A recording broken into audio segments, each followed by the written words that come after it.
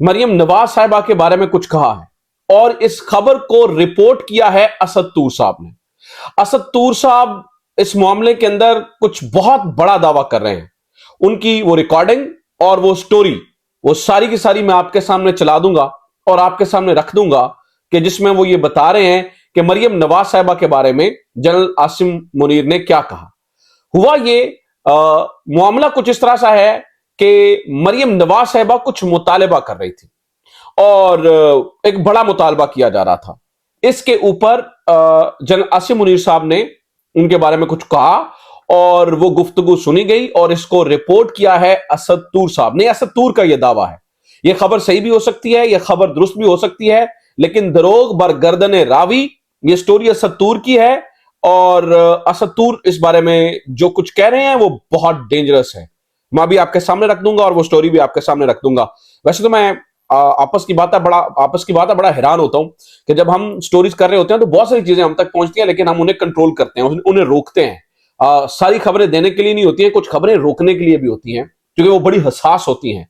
लेकिन मैं हैरान हूं कि असद तूर साहब पाकिस्तान में बैठकर खुलेआम इस तरह की स्टोरीज करते हैं और उन्हें क्यों जो है ना वो बेखौफ खतर क्यों कर रहे हैं। मतलब मुझे इस बात पे एतराज नहीं है, लेकिन मैं हैरान जरूर हूं कि असद तूर को नहीं पूछा जाता। मतलब असद तूर के उससे कोई बात नहीं की जाती। और जो मैं अभी रिकॉर्डिंग्स आपके सामने सुनाऊंगा, आप बजाते खुद सुन लेंगे कि किस कदर वो बोल्ड गुफ्तगू जो है वो कर रहे हैं, लेकिन उनसे किसी किस्म की जो है वो की जांच पड़ताल नहीं होती है। तो ये भी एक सवालिया निशान है कि ऐसा क्यों है।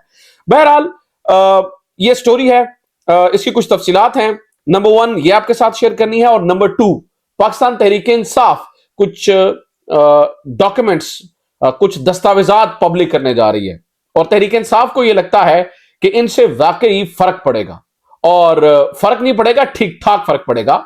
और इन दस्तावेजात को पब्लिक करने की जो हदायत है वो इमरान खान साहब ने दी है।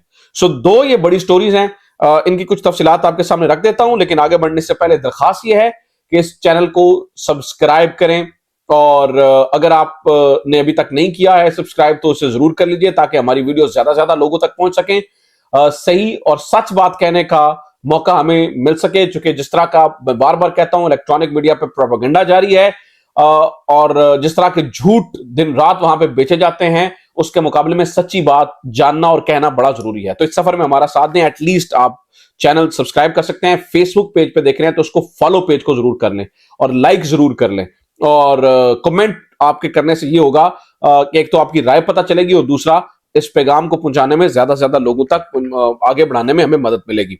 सो नाज़रीन, मैं खबरें सारी आपके साथ शेयर कर देता हूं। ये दोनों जो बड़ी खबरें हैं मैं पहले आपके साथ शेयर कर देता हूं और बाकी खबरें जो हैं वो मैं बाद में आपके साथ शेयर कर देता हूं।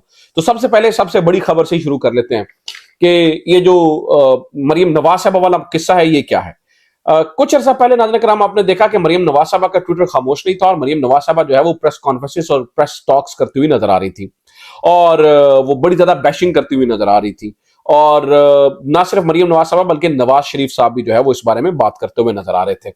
और हमने ये देखा कि मरियम नवाज साहबा का बार बार एक मुतालबा था कि जनरल फैज का कोर्ट मार्शल किया जाए, उनका कोर्ट मार्शल कर दिया जाए और इसी से जो है वो चीजें सबके लिए बेहतर हैं। तो जनरल फैज के कोर्ट मार्शल का बार बार जिक्र हुआ, बार बार लोगों ने इसके ऊपर पूछा भी कि आप मतलब एक और जब वो जर्नैल थे, जब वो हाजिर सर्विस थे, तब भी कहा जा रहा था कि उन्हें खुड्डे लाइन लगा दिया गया है, फलाना फलाना बहुत बातें की गई, लेकिन उनकी रिटायरमेंट के फौरी बाद कोर्ट मार्शल की बात हो रही थी। तो इसी सिलसिले के अंदर किसी शख्स ने जनरल आसिम मुनीर साहब से इस बात का जिक्र किया और कहा कि मरियम नवाज साहिबा जो है वो जनरल फैज के कोर्ट मार्शल की बात कर रही हैं। तो इसके ऊपर जनरल साहब ने क्या जवाब दिया, ये जिसकी स्टोरी है मैं उसकी जबानी आपको सुना देता हूं, फिर इस पर हम थोड़ा सा तबसरा कर लेते हैं। ये एक वीडियो नहीं है, ये दो चीजें हैं, दो खबरें हैं, मैं दोनों आपके सामने रख दूंगा। ठीक है, ये सुनिए जरा कैसे तूर सब क्या कह रहे हैं। सुनिए कि कोई शख्सियत जनरल आसिम मुनीर साहब से पाकिस्तान के आर्मी चीफ है, उनसे गुफ्तगू कर रही थी और उस मुकालमे में जब जनरल फैज के कोर्ट मार्शल का ये असतूर साहब इस पूरी स्टोरी को जो है ना वो बयान कर रहे हैं। जनरल आसिम मुनीर ने मरियम नवाज साहिबा के बारे में कोई इतनी शाइस्ता गुफ्तगू नहीं की। यहां पे जरा रुक जाइए, यहां पे रुक जाइए। ये इतनी बोल्ड गुफ्तगू कर रहे हैं और ये बता रहे हैं असद तूर साहब कि जनरल आसिम मुनीर ने कोई मरियम नवाज साहबा के बारे में शाइस्ता गुफ्तगू नहीं की। मैं वो अल्फाज नहीं बताऊंगा जो उन्होंने मरियम नवाज साहबा के बारे में कहे। इतनी बोल्ड गुफ्तगू, और मैं हैरान हूं कि कोई पूछने वाला नहीं है, कोई कहने वाला नहीं है। यहां पर एक लफ्ज इधर से उधर हो जाए तो क़यामत बर्पा हो जाती है, लेकिन असद तूर साहब जो है वो ये करते हुए नजर आ रहे हैं। अगर मतलब आई डोंट नो कि इन्हें जो है ना वो खुली छुट्टी क्यों है। आगे सुनिए फिर क्या हुआ। जो बात की जो हम बता सकते हैं, मुझे बाकी एक खबर है कि उन्होंने कहा कि ये मरीम नवाज को आइडिया नहीं है फौज का स्ट्रक्चर क्या होता है, हम अपने रिटायर्ड ऑफिसर्स का ट्रायल नहीं करते होते। उन्होंने कहा कि मरियम नवाज, पहले उन्होंने कहा कि मरियम नवाज के बारे में शाइस्ता गुफ्तगू नहीं की, फिर उन्होंने कहा कि ये मरियम नवाज को अंदाजा नहीं है कि फौज का स्ट्रक्चर जो है वो ऐसे काम नहीं किया करता, हम अपने रिटायर्ड जर्नैलों का, रिटायर्ड ऑफिसर्स का एहतसाब नहीं करते। इसके बाद असद तूर साहब ने इससे भी ज्यादा बोल्ड गुफ्तगू की जो मैं नहीं चला सकता हूं। उन्होंने कहा कि ये मैं उसका लबे लबाब आपको बता देता हूं कि अगर एक जर्नैल का हो जाएगा एहतसाब तो कल को इनको ही आना है, ये इसलिए नहीं करते हैं, फला फला फला, बहुत सारी बातें की गई, मतलब बहुत खुल डुल के बात की गई और बहुत ज्यादा ओपन क्रिटिसिज्म जो है वो किया गया। अगर ऐसा वाकया हुआ है तो मामला ये भी है कि असद तूर तक ये बात कैसे पहुंची, और अगर असद तूर तक पहुंची है तो वो ये भी मैं हैरान हूं। मैं ये नहीं कह रहा कि असद तूर को फाड़ लो, बट मैं हैरान हूं असद तूर की इस बात पे कि वो जो है ना वो दो ही बातें हो सकती हैं कि या तो वो बहुत दलेर आदमी है जो वहां पे बैठ के इस तरह की गुफ्तगू कर रहा है, या फिर ऑब्वियसली उसे खुली छूट मिली हुई है। इसके पीछे कोई भी वजह हो सकती है। मैं कोई कॉन्स्पिरेसी थ्योरी नहीं देना चाह रहा हूं, लेकिन बहुत मतलब अब मैं बीइंग ए जर्नलिस्ट मैं इस हीट को महसूस कर रहा हूं कि देखिए हमें बड़े संभल कर खबर देनी पड़ती है, बड़े ख्याल रख के खबर देनी पड़ती है और सच का साथ देना पड़ता है। ऐसा नहीं है कि सच का साथ दें, लेकिन हम हमेशा से सच का साथ देते रहे हैं, लेकिन जिस तरह से असद तूर साहब बात करें वो किसी और ही तरह से जो है ना वो गुफ्तगू कर रहे हैं। फिर नाज़रीन किराम एक गुफ्तगू अब चल पड़ी है जो है ना वो इलेक्शंस डिले के बारे में। ये भी बहुत इंपॉर्टेंट है, इसके ऊपर भी असद तूर ने कुछ कहा है। मैं ये चाह रहा हूं कि वो भी आप सुन लीजिए, वो भी जरा आप सुन लीजिए तो आपको अंदाजा हो जाएगा कि वो इससे भी एक कदम आगे जाके बात कर रहे हैं। और फिर ये इलेक्शंस डिले को लेकर कुछ खबरें मेरे पास हैं, वो भी मैं आपके सामने रख देता हूं, लेकिन जरा ये आप ध्यान से जरा इस वीडियो को सुने कि इसमें असद तूर साहब जो है वो क्या फरमाते हुए नजर आ रहे हैं। सुनिए जरा वो क्या कह रहे हैं।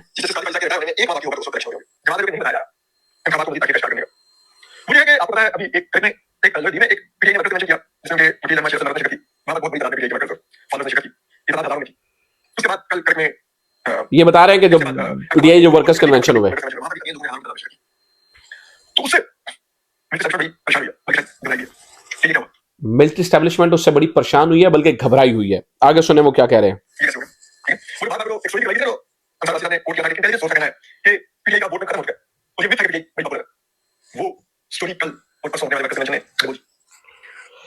ठीक है, तो जनाब वो ये कह रहे हैं कि ये जो मिथ है वो डुबो गई क्योंकि एक स्टोरी करवाई गई थी अंसार अब्बासी साहब से। ये आपको मालूम ही है, मैं इसके ऊपर ज्यादा गुफ्तगू अगेन नहीं करूंगा क्योंकि मैंने कहा कि इस वीडियो के अंदर मैं कोशिश करूंगा कि जिसने जितनी गुफ्तगू की उसको उतनी ही गुफ्तगू तक रखूं। नाज़रीन किराम खबर ये है, अब मैं आपको खबर दे रहा हूं कि नवाज शरीफ और उनकी पार्टी भी परेशान है कि आज तो सब कुछ हमारी फेवर के अंदर है, लेकिन बहुत जल्द बढ़ जाएगा, बहुत जल्द बढ़ जाएगा, क्योंकि चीजें जिस तरफ जा रही हैं और जिस तरह से नवाज शरीफ साहब को मतलब खुलेआम फेवर मिल रही है, खुलेआम फेवर, तो इसकी हिद्दत बहुत ऊपर तक महसूस की जा रही है, इसकी चीजें महसूस की जा रही हैं। अब मैं उसकी मिसाल दे देता हूं क्योंकि एक और जरा वीडियो सुन लें। आप कहेंगे कि आज मैं काफी सारी वीडियोस लेके आऊं, वो इसलिए लेके आऊं ताकि आपको अंदाजा हो सके कि बात अब कहां से निकलकर कहां तक जा रही है। तो जो नवाज शरीफ साहब हैं ना, उनके लिए जो है ना वो यहां पर खतरे की घंटी नहीं, खतरे का घंटा है। सुने मुरी फरीक साहब क्या कह रहे हैं। तो फौरन खराब हो जाएगा, ये बात निकल ले। जितनी जमातें हैं उनको मिलेंगे, प्राइम मिनिस्टर आ जाए, कुछ हो जाए, अच्छी सीटें भी जब लगेगा आउट ऑफ कंट्रोल हो गए हैं तो फिर फौरन खड़ा हो जाएगा। एस्टैब्लिशमेंट का जोर ताकत उसी जगह मौजूद रहेगी और अगर किसी ने इधर उधर हिलने की कोशिश की तो धड़ाम से पहुंच जाएगी। अगर किसी ने इधर उधर हिलने की कोशिश की तो धड़ाम से हुकूमत जो है वो गिर जाएगी। तो ये नवाज शरीफ साहब को पता होना चाहिए कि वो काकड़ 2 बनने के लिए तैयार हो रहे हैं। काकड़ 2 बनना पड़ेगा उन्हें। अनवारुल हक काकड़ 2 से भी शायद मेरे ख्याल से उससे भी कम इख्तियारात होंगे। तो अगर आप गवर्नमेंट ले भी लेते हैं इस तरह के हालात में तो कितनी देर चल पाएगी। और अब तो नाज़रीन इकराम प्रॉब्लम ये हुई है, जो मैं हैरान हूं जिस चीज को देखकर, वो ये है कि खुलेआम इलेक्शंस डिले की बात की जा रही है, खुलेआम इसके ऊपर जो है ना वो मामला जो है ना वो हो रहा है, और इसके ऊपर कोई जो है ना वो कोर्ट की जानिब से अब बड़ा कुछ सख्ती नहीं होगी। ये भी नाज़रीन इकराम खबर है कि कोर्ट को अब देखना है कि कैसे मैनेज किया जाता है। काजी फायजा साहब ने बातें तो बड़ी सख्त कर दी हुई हैं, अतर मिनल्ला साहब ने बातें तो बड़ी सख्त कर दी हुई हैं। अब देखना यह है कि ये कर क्या पाते हैं और ये किस तरह से जो है ना वो अगर ये इंतखाबात आगे जाने हैं तो इसको जस्टिफाई किस तरह से करते हैं, और कोर्ट किस तरह से जो है वो इसके अंदर अपना किरदार अदा करती है। क्योंकि कहा यह जा रहा है कि 6-7 महीने तक इंतखाबात जो है वो आगे जा सकते हैं और चीजें आगे जा सकती हैं। इस सारी सूरत हाल के अंदर नाज़रीन इकराम डॉन की एक स्टोरी बहुत आम है। वो हमें जो है ना वो इस वक्त ताकत के जो मुक्तदरा है उसकी क्या सोच है, क्या पॉलिसी है, उसके ऊपर बात जो है ना वो समझने में मदद मिलती है। इसमें बहुत सारी खबरें ऐसी हैं जैसे लगता है कि नून लीग के लिए भी मुश्किलात हो सकती हैं, लेकिन बहुत सारे लोग का दावा है कि अभी मुश्किलात सिर्फ इमरान खान और पीटीआई के लिए होंगी। उसकी वजह यह है कि पॉलिसी का तसलसल चल रहा है, पॉलिसी का तसलसल नहीं टूटा और ना ही पॉलिसी का तसलसल टूटने दिया जाएगा। इसके ऊपर डॉन ने खुल खुला के खबर लिखी है, वो खबर भी मैं आपके सामने रख देता हूं कि डॉन क्या लिख रहा है। वो लिख रहा है कि reshuffle in top brass as general Awais made CGS. याद रखिएगा नाज़रीन इकराम कि चीफ के बाद, chief of the army staff के बाद जो सबसे ज्यादा तगड़ी तगड़ी पोस्ट होती है वो होती है chief of the general staff की। तो इसके अंदर वो लिख रहे हैं कि एक बड़ी गैर रवायती चीज हमें देखने को मिली।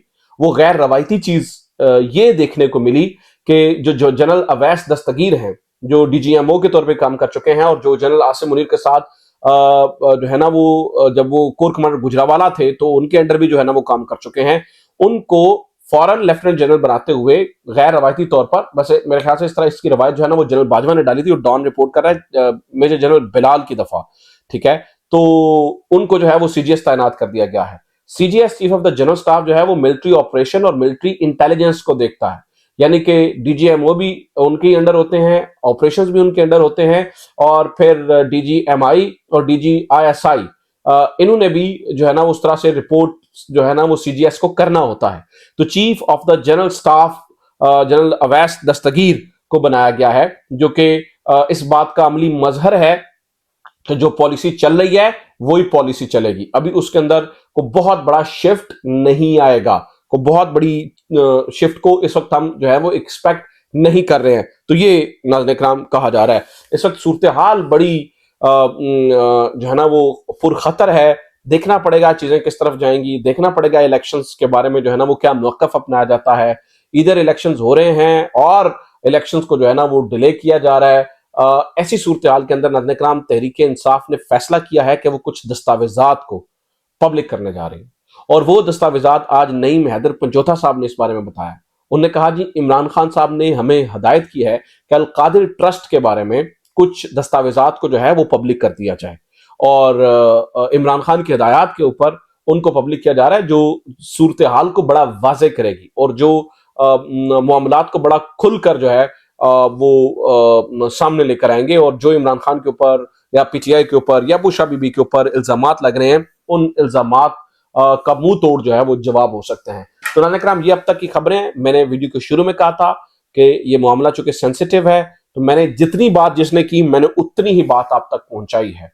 अब दरोग बर गर्दने रावी, वल्लाह आलम इसके अंदर जो है ना वो कितनी सच्चाई है, लेकिन जो बात हुई वो मैंने आप तक पहुंचा दी है।